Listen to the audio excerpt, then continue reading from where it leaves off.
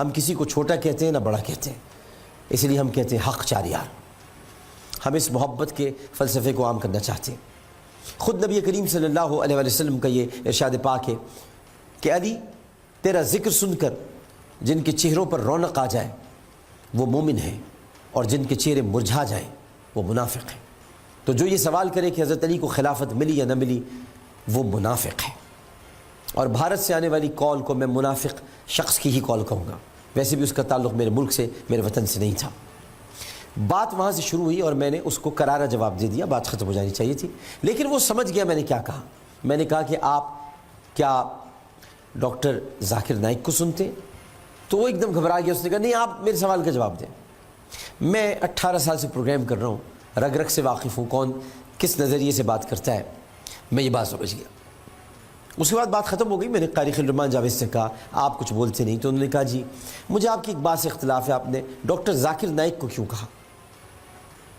میں نے کہا کہ ڈاکٹر ذاکر نائک نے نبی کریم صلی اللہ علیہ وسلم کی شان میں یہ کہا کہ وہ مر چکے ہیں معاذ اللہ، جس میں انہوں نے کہا وہ ٹھیک ہے، لیکن وہ انہوں نے کہا ہوگا۔ یہاں میں آپ سے کہوں گا کہ کہا ہوگا کچھ نہیں ہوتا، یہ اپنے ذہن میں رکھیے گا۔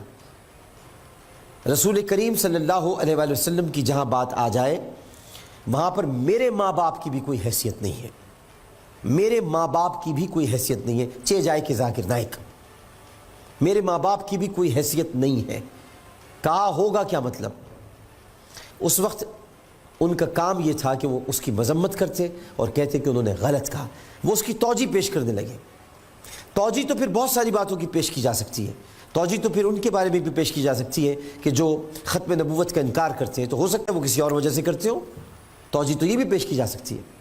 لیکن نبی کریم صلی اللہ علیہ وسلم کے لیے کیا کہا گیا اور اس کی توجیہ پیش کی جا رہی تھی، ذاکر نائک کا دفاع کیا جا رہا تھا، کس بات پہ دفاع کیا جا رہا تھا، آپ خود کلپ دیکھیے اور ملاحظہ فرمائیے کہ میں لائیو ٹرانسمیشن چھوڑ کر پھر کیوں گیا، ذرا کلپ دیکھیے گا۔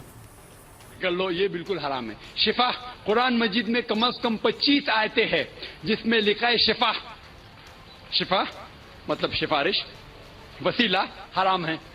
2 آیت میں لکھا ہوا ہے صرف ان کو اجازت ہے جو اللہ تعالیٰ آخرت میں ان کو اجازت دیں گے، وہ محمد صلی اللہ علیہ وسلم آخرت میں۔ آج کی تاریخ میں ہم محمد صلی اللہ علیہ وسلم سے بھی نہیں مانگ سکتے۔